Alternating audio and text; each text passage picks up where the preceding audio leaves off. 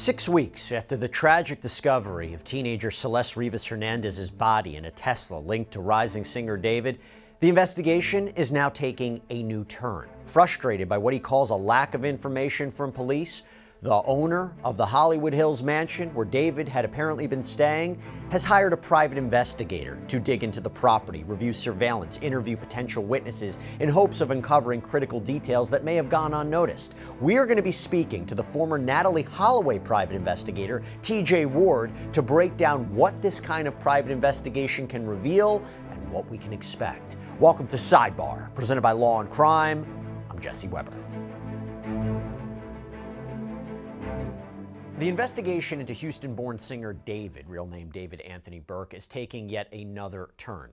Weeks after the body of 14-year-old Celeste Rivas Hernandez was found decomposed inside of a Tesla that was reportedly registered to him, there is now a new development, a development that could shift the entire focus of this case. Has to do with the Los Angeles home that David was apparently renting out just before the discovery of the body in the Tesla. Someone is reportedly being brought in behind the scenes to dig for answers. And we're going to get to that. But first, here's how all this began, okay? September 8th, LAPD officers were called to a Hollywood tow yard on Mansfield Avenue after workers noticed a foul odor coming from a Tesla that was registered out of Texas.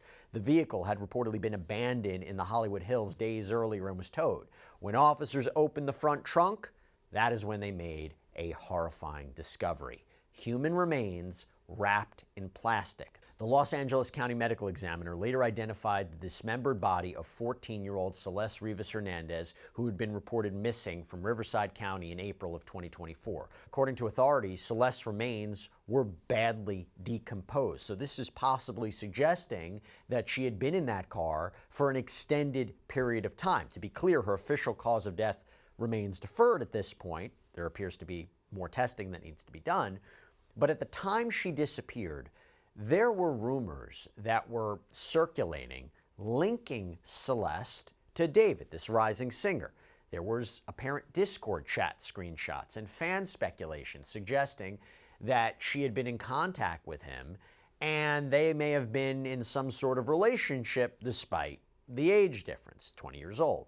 Celeste's family told NBC Los Angeles that her 15th birthday was the day before her body was found, that she had disappeared after leaving home to see a movie. One detail that immediately drew attention is that Celeste reportedly had a tattoo on her finger that read, "Shh." This is a design that appeared almost identical to one seen in photos of David's own hand. Since the discovery, the fallout for David has been swift and it's been severe. Both of his remaining U.S. tour dates, San Francisco, Los Angeles, they were canceled, along with multiple European shows that were listed on Ticketmaster. A planned Grammy Museum appearance in LA also quietly vanished from the venue site. His label, Interscope Records, confirmed to TMZ that all promotional activities, including his deluxe album release, has been paused. His brand deals falling apart. He was featured in this Hollister and Crocs collaboration. That has apparently been scrubbed from the campaign days after the launch. In a brief statement, a spokesperson said the singer is cooperating fully with authorities, though no arrests have been made. David has not been implicated in any wrongdoing. He is not facing any crimes. He hasn't been charged. He isn't an official suspect. And he's been silent publicly. We now know that he's retained a powerhouse criminal defense attorney, Blair Burke, who has represented a number of celebrities. No statement from her or from David's team so far. And as of now, 6 weeks after this grim discovery, there have been no arrests. There's been no publicly named suspects, no confirmed cause of death, as I said, no confirmed persons of interest. They haven't even identified the exact connection between Celeste and David. And this situation, I will tell you, is rapidly evolving. And it seems behind the scenes. Because now, in the weeks since Celeste's body was found, there are new details that are beginning to surface. By the way, we have been on top of this story from the beginning. We're always trying to provide you updates, developments as they happen. And the reason that we can do that is because of the amazing support that we get from our incredible sponsor, Morgan & Morgan. This is America's largest injury law firm. This is a firm with over 1,000 attorneys. You know why they're so big? Because they win all the time. They have recovered over $25 billion for more than 500,000 clients. In the past few months, a client in Florida received $12 million after the insurance company offered just $350,000. Out in Pennsylvania, a client was awarded $26 million. That is 40 times the insurer's $650,000 offer. You have another client in Pennsylvania that received $29 million after being offered only $500,000. And even if you think that your case isn't worth millions of dollars, why not start a claim and fight for what you deserve? Morgan & Morgan makes it so simple. You can start a claim from your phone in just 8 clicks. So if you're injured, you can easily start a claim at forthepeople.com/LC Sidebar by clicking the link below or scanning the QR code on screen. Sources confirm that a private investigator has now entered the picture, and it could change what we know about who's really driving this case forward and why it might be driving it forward. I'm going to get to that, but first, to help us break it all down, I want to bring on a special guest. I'm joined right now by private investigator TJ Ward, who, by the way, was the PI on the Natalie Holloway case. TJ, thank you so much for taking the time. Really appreciate it. Oh, you're very welcome. Thank you for having me. Now, based on your experience, and we're going to get into this new update in a minute, but based on your experience with missing teen cases, what are the early investigative red flags that you would have noticed, that you would have caught on to or highlighted in this one, in Celeste Rivas Hernandez's disappearance, the online rumors connecting her to David? Well, one of the things that you need to do after a law enforcement gets involved is start looking at everybody that's involved. You have to start looking at those people and who they may think may be involved or what may be involved. So obviously this body was found in the trunk of this man's car. And now one of the things that we have that is kind of unique is there's cameras everywhere. So looking at cameras and finding that there was cameras near where his car was or how his car got there or where it may have been is real important. But even when I get involved in cases, when I get hired, I always look into the person that hired me. I start looking into them also. That's real important. You need to find the background about the person that wants to hire you and why. And let me tell you why I tell you that.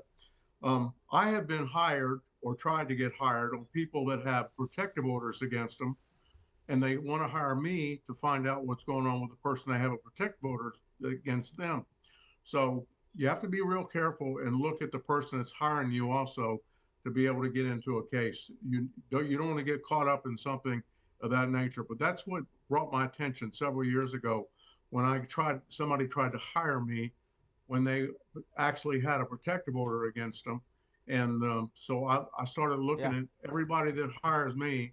I'll look into them first and see what's going on with them. That leads me perfectly into what's happening right now, because the new focus seems to involve this LA home that David reportedly rented for tens of thousands of dollars a month prior to Celeste's body being found. And this leads to a new development I want to get into. So TMZ reports that a private investigator has been brought into this in some way, not by law enforcement, no, that the owner of this Hollywood Hills mansion where Burke was staying has reportedly hired his own PI after growing frustrated with the lack of information from the LAPD. So on September 8th, let's put in context here. September 8th, the decomposed remains of 14-year-old Celeste Rivas Hernandez were discovered wrapped in plastic in the front trunk of Burke's impounded Tesla. September 17th, LAPD homicide detectives, they executed a search warrant on a reported $4.1 million Hollywood Hills rental property that David was reportedly staying at when Celeste's body was found. And this is reportedly near where the Tesla was.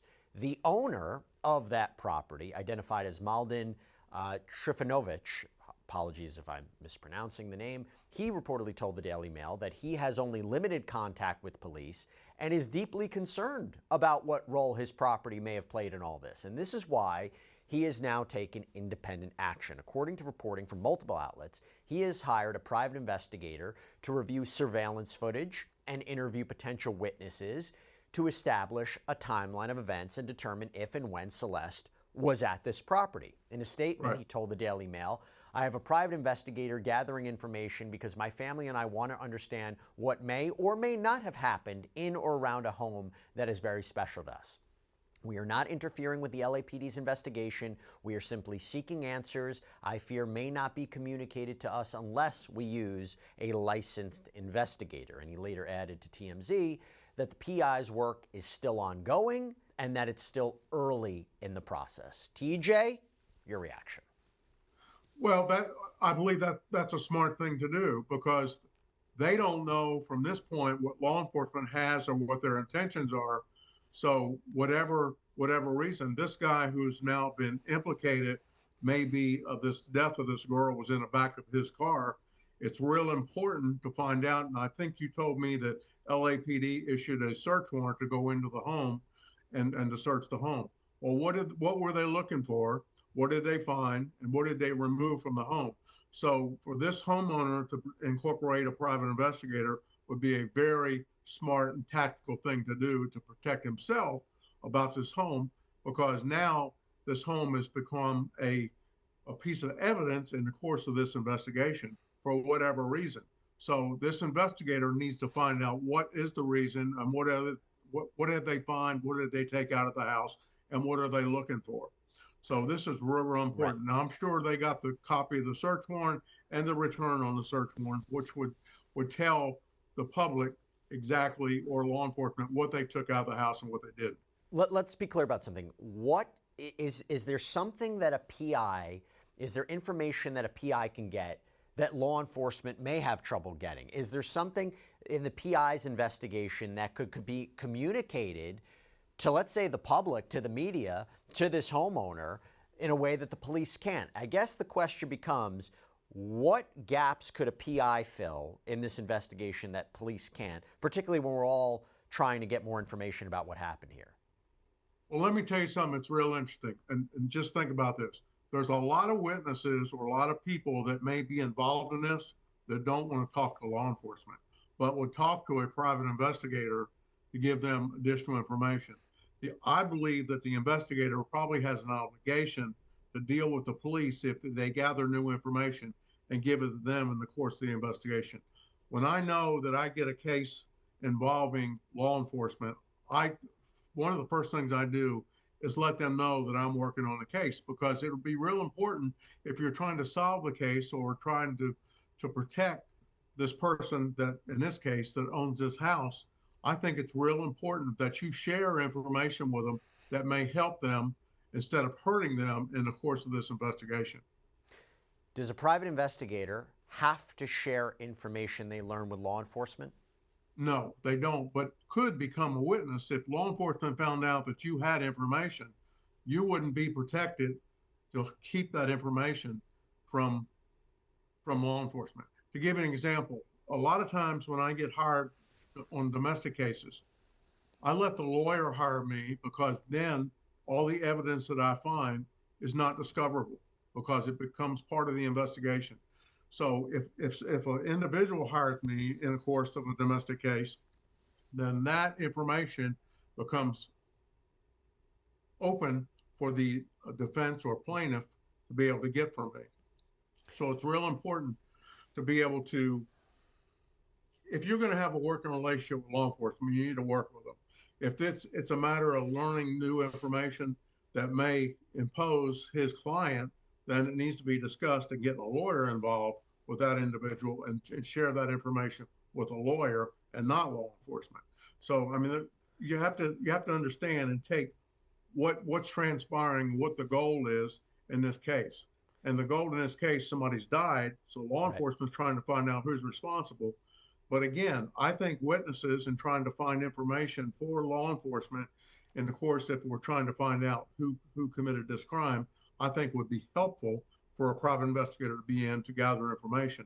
Because again, a lot of people that are maybe witnesses or involved in this case don't want to deal with the police. They just don't want to deal with law enforcement. And I can tell you, law enforcement has changed drastically in the last couple of years. I was a police officer 47 years, and it's nothing like the way it used to be. I mean, look what's going on now with all these the ICE units. You got people trying to hurt police officers. I mean, it's incredible. Right. It's on the film. It's on film, and that wouldn't have happened 10 years ago. That would not have happened. No, I hear you, and that's a whole separate very serious and distressing situation that's happening across the country. Going back to this, though, with the private investigator, are there situations where a PI's work could jeopardize the ongoing police investigation? You know, you wonder, could this unintentionally tip off suspects? Could it influence the police's work going forward? So if you have this PI who's now part of this, could that complicate the law enforcement's investigation? Again, I would, if I was involved in this, I would make sure that law enforcement knows that I was involved in it. And a lot of private investigators are former police officers, and so gathering information, if there's something that would be crucial against this homeowner in this case, then I would have the homeowner hire a lawyer, and whatever information the private investigator found, give it to the lawyer so it's confidential. So you've got to look at that. There's a whole lot of pictures you need to look at in order when you get a private investigator involved. So what's the goal to find out what's going on? If law enforcement's involved, you got to find out if you're going to deal with law enforcement, and if there's something that may compromise the investigation, then there needs to be a lawyer on board for that private investigator to share that information with, so it becomes confidential. And by the way, real quick, because I have you, I wanted to ask you a couple more points about this case. Are there limitations in a private investigator's work? You know, they don't have the ability to authorize search warrants or something of that nature, but their ability to actually get forensic evidence, surveillance evidence. You talked about how people might be more willing to talk to a private investigator, but what are some of the limitations that we should be aware of? When there's an active case, a private investigator is not going to have access to anything that the police have currently held. I mean, just like you said, looking for fingerprints or other evidence was taken. As long as that case is open, you're not going to be entitled to it, and it's not going to happen. Right. And if when the case is closed, then you're entitled to everything that's sitting there that law enforcement has. But you're not going to get that. So again, a private investigator cannot do anything to violate the law. Right. And so, I mean, finding evidence that may be crucial to this investigation, the smart thing would do is turn it over to law enforcement and not trying to covertly keep it uncovered, because you don't want to get caught up in doing something in an investigation that may cause crucial problems for law enforcement. You just don't do that. Appreciate that. Okay, so while I have you, I have to ask you about a few updates in this case, and it also helps with the timeline too. So on September 18th, the same day as that alleged swatting incident of David's parents' home in Texas, there were two dates, September 18th and I believe the 21st. This is around the time when property records show that David transferred deeds for 2 Texas homes into a trust under his mother's name. There was a second transfer that happened on September 22nd, not the 21st. And that's after LAPD had executed a search warrant on the LA home, again, where the Tesla was found. How significant do you think what's happening in Texas, and how significant do you think transferring those properties is to this ongoing investigation? Do we know that this is part of that investigation? Has law enforcement subpoenaed anything in Texas? Have they gotten documents? Do they know about what happened in Texas? If they do, then they need to probably subpoena or gather law enforcement there to gather information and whatever's transferred across the state lines. You think a PI is looking into that? The PI that was looking, you think that PI might be looking into that? Yeah, there's a possibility. Any and all information that law enforcement has that he may know. That's why you sometimes work hands-on with law enforcement. And I've done this, and I get information from law enforcement when they know that I'm also trying to gather information on their behalf or for my behalf or for a client to share information. What's the goal in the case when the PI is hired? What is the goal? That's what the answer is. The goal in this case apparently was the homeowner was concerned why law enforcement was involved in looking at his home because of this individual that's being targeted about this possible murder. Then any information that's come out of that house, I think, is crucial for that private investigator to learn and to be able to use and transfer back to his client. By the way, in case anybody didn't see it, the body cam footage that we obtained, it shows officers approaching this Texas house, David's parents' house, with guns drawn. They're expecting, you know, a possible shooting. Remember, this is an Right. alleged fake call to 911. And now this is an apparent swatting incident. Take a look.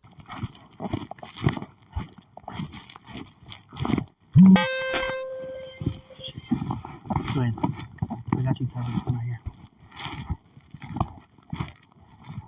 There's too many windows.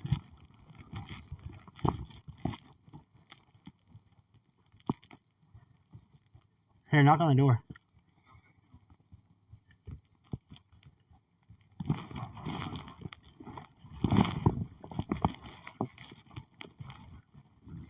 Oh, there's a window right there.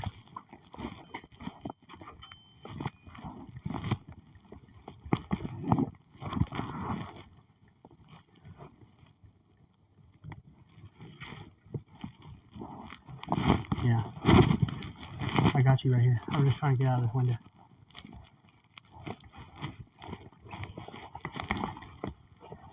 Here's officer. Okay. We got a phone call from here saying that somebody was dead. What? Is there somebody else that lives on this property that has your address? What's your address? Our address is 3750. That's it. That's it. That's what I actually got. We got an address. There was a gunshot and a woman screamed. What? I'm serious. That's why we came up here like this, because and then they talked to the caller. Whoever they were talking to said that there's a person dead. No, sir. No, sir.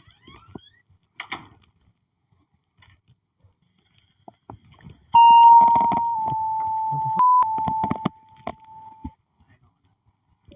I think they know what's up.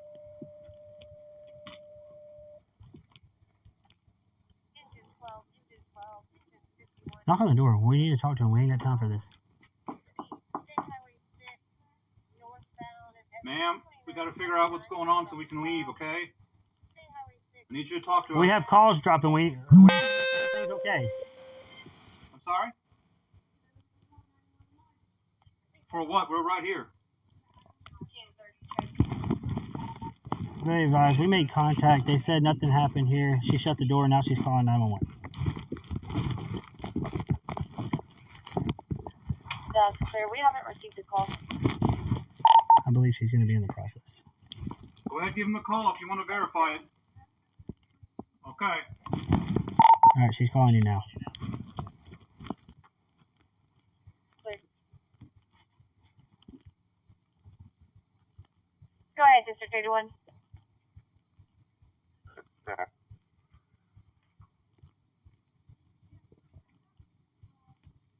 There's more that went on. Can you repeat, sir? Broken traffic. Huh? That's not normal activity. If you were at the wrong address, they'd be concerned about somebody else. Like really? Like, you know what I mean? Like, they'd be trying to help. Can you send Tinder 42, sir? Affirmative. Engine and Tinder 42. That's clear, sir. I'm gonna go put my rifle up. Go into The call we got was somebody was dead. Whoever called said there's somebody that's dead, for sure. Highway 6 northbound at SM 2979 at the gas station. You're going to have a trailer axle on fire on the bridge.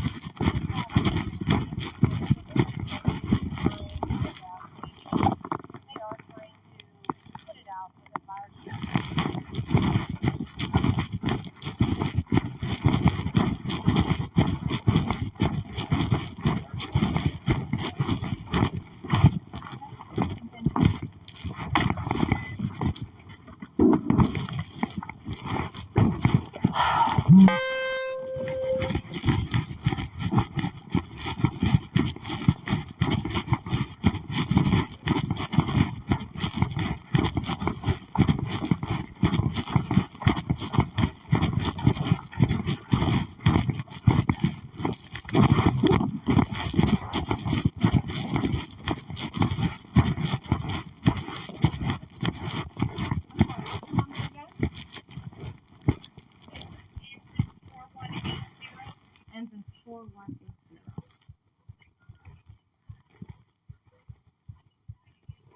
Sorry to bother you, but somebody called and said there was something. I mean, there was a person that they called on themselves. You know what I mean? It was like, hey, there's somebody dead. Someone's dead. Yeah. That's what we have. I mean, we have to take caution, you know what I mean? Wasn't trying to scare y'all, just. And if it was This a house prank, is we- way off the roadway. We just. So you just opened the gate and came in? Yes, ma'am. I'll put it back. I have a gate just like it. I can get try to get to my country. Yeah, when it's something like this, when they say somebody's dead, their life matters more than, you know what I mean? I hear. I didn't damage your gate. I just opened it. Oh, it ain't on their phone. And this is not a Texas. Yeah, it's an out-of-state number. Someone's messing with us. Yeah. Someone's But messing with us. whoever, it would pinged here though, because wherever they call from, it pings and sends it to dispatch. What the what? So like whenever you call 911, here? wherever you are, it sends like a ping It pings to from let. here. That's how they know the address. And this address came up to this number? Yes, ma'am, that's where he was meeting. County to engine 42. So is there somebody on my property? It could be. We'll check the property for you. Yes, please. So we'll ride around. This If is you not give me in a my- layout, how's the property? Like, does it go further? Like, No, it doesn't go any further back. It's right here and then it goes On through the it. fence, with the gate, and the fence around, just a private fence. Well, him and I will ride around and check, and then we'll leave, and I'll Okay. put the pin back. Because all you do is pull that pin, and then Yeah. I'll put it all back together. Thank you, sir. But yeah, no, I'll take it apart because when it's something like that, when somebody says something like that, we got to get up here to save somebody's life, you know? Yeah, okay. So that was a false alarm. You see, I don't like this kind of thing. So if I really do have an emergency, then Yeah. okay. Thank you, ma'am. Sorry. If you do have an emergency, you know we're going to be here. Okay. We're going to get here. Yeah, okay. Thank you, gentlemen. Mhm. Appreciate Thank it. you. All right. Y'all have a good night. And you can hear David's mother worried that someone might be on the property. According to a police report, officers, they stayed about 20 minutes after clearing the scene, never found a shooter, no one was hurt. It appears to have been, an alleged swatting call. The question becomes why. You have a few days later, that 911 call was released from that incident. It is strange. The caller's voice sounds distorted, maybe even run through a voice changer. Waller County Sheriff's Office is Amber. Hello? Hello? Yeah, Waller County Sheriff's Office. Hello, I need help. Okay, what's going on? Where are you at? My address is... Okay, what's going on?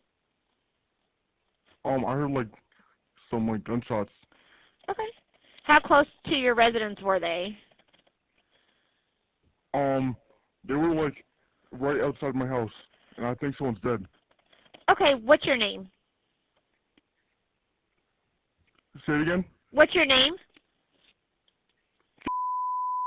Okay, what's a good phone number for you, sir? Okay, and why do you believe that somebody's dead? I just heard, a loud scream, and there was, gunshots. Oh, scream. Okay. After shots. Okay, but you haven't saw or heard anything else after that? I heard a scream. Was it a male or a female scream, do you think? It was a female. Female? Okay, we're going to go ahead and get deputies headed out that way and just confirming you're at... Yes. Okay, I'm going to get them sent that way, okay? Okay, thank you. You're welcome. Bye-bye. We brought on forensic audio expert Jennifer Owen, president of Owen Forensic Services, to analyze that recording. Here's what she told us. Well, first and foremost, just listening to it as either a lay person or if you were a forensic audio analyst, it's the robotic inflection. That's the first tip right then and there where you're like, wait a second, what am I hearing? It's the irregular vibrato, it's the inflection, and then you're saying, well, it could be the way it was recorded because there's also a lot of recording problems when it goes into something like this. So just from listening, you're like, wait a second, that's a red flag. We need to dig a little bit deeper into this. So then I'm going to ask you about the provenance or the integrity and, the source recording of where we got this from. And that brings up an issue in your business because you're constantly investigating. The truth seekers, the truth tellers always come to me and say, hey, can I put this on the air and be absolutely sure about what I'm saying here? Mm-hmm. So that brings us to, all right, I've gotten a red flag because I listened to it. So let me ask the person who gave this to me about the integrity of the recording. Now, here's the problem. By the time it gets to us or the investigators or the truth seekers, as I call everybody, or anyone in forensics, it's been stepped on and touched by a million different hands. And it's been downloaded and uploaded, and it's been over here and encoded and transcoded and rewrapped and every which way but up. So you would look at the metadata, you would look at the media information, you would look what I call underneath the hood, hexadecimal data, things of that nature to say, hey, where did this come from? And can we trust the source? And most of the time you can't. But just from my experience and, 30 years of doing this, it sounded like a voice changer to me. And the reason why it sounded like a voice changer is because it all had to do with pitch. And for those of you at home, real simple, pitch is how high or how low your voice can go. And that's real easy to change. A, is there a way to pinpoint the true voice of this person and be able to identify who this person is? Well, this is the forensic question. And you know what? Unfortunately, you're going to get the answer, it depends. And again, it depends on the provenance and the integrity of the recording. What I can do, and what I showed in this example, is I showed you how I can start from the recording that you gave me, how I've changed it, and how I can bring it back to exactly what it was before. So it depends answer is, if I had that original recording and we had, an alleged or a person of interest or a couple persons of interest, and if I lowered or raised the pitch to the same frequency and we had some matching frequency, it would make a very interesting pool of suspects. So TJ, by the way, I've been wondering something, and I'm curious your perspective on it. You go back to the idea of this body being found in this car on a public street. It was there, the car was there for quite some time. People were noticing it, ticket, towed, the body's found right in there. There is an argument that someone wanted that body to be found in this car registered to David. Goes to the idea of, is he being targeted? Is he being harassed? And then, out of all times, for this alleged swatting incident to happen at his parents' house, it happens during the course of this investigation. Is this something that raises a red flag for you? Is this something where you say there might be, particularly since there hasn't been an arrest yet, where this might be an incident where he's not directly involved? And remember, he's not been charged with a crime. He's not been implicated in any wrongdoing. I'm talking about David. But you do wonder, is he being targeted in some way? Maybe. And here's one of the things. Start looking at phone records, looking at computer records of people who may be involved. Looking at her, I'm sure they pulled everything on this girl that's been found dead, whether she was on Facebook or whatever. Somebody may know something. And again, the car was sitting out there with her cameras, any door cameras on houses or anything there. All that needs to be found. You're going to have to knock on doors, see if people saw something, any witnesses saw anything that may have been improper, or anybody been around that car or seen anything that's come up. Cameras are the great deal now, being able to find. Everybody's got door cams now. And door cams have been evidence of solving a lot of crimes. So if this vehicle was parked on the street, was it whether there were a lot of houses in the subdivision, or where was it exactly? I didn't pick up on that. Mm-hmm.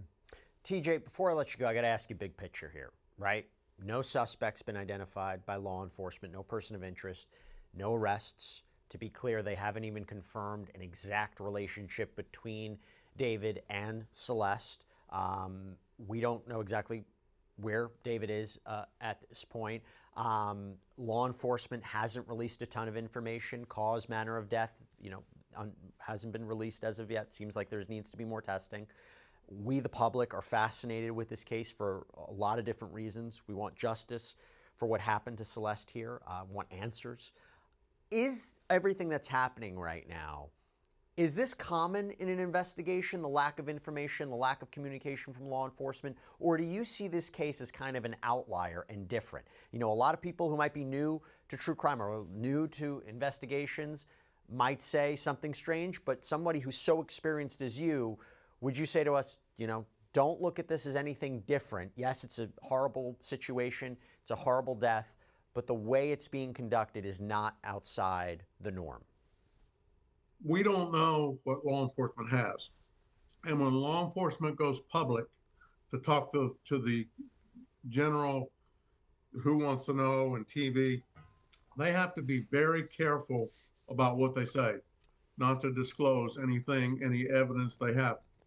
That's why they're very careful about saying and going into details about what their investigation is. We don't know what law enforcement has at this point. And of course, we don't know what the private investigator has, he hasn't gone public with anything because he's got a client that owned the house. Has the client, the owners of the house, have they hired lawyers? Do they have lawyers involved? I don't know. You don't know? I think it would be real important for that homeowner to have a lawyer on board, especially with this private investigator being involved. I just really think that he needs to communicate everything on behalf of the homeowner. And there may be some things he does not want to share with law enforcement.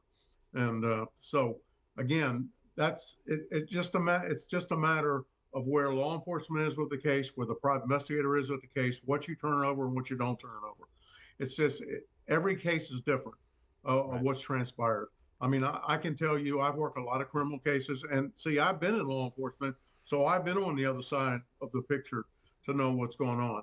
But private investigators just need to make sure they don't violate anything that's a law, that they don't do anything wrong, and to deal with their client and get information. But again, dealing with law enforcement in these type of cases is probably a good idea. Thank you for taking the time. Really, really appreciate your insight into this, and we'll see where this case goes next. And that is all we have for you right now here on Sidebar. Everybody, thank you so much for joining us. And as always, please subscribe on YouTube, Apple Podcasts, Spotify, wherever you should get your podcasts. You can follow me on X or Instagram. I'm Jesse Weber. I'll see you next time.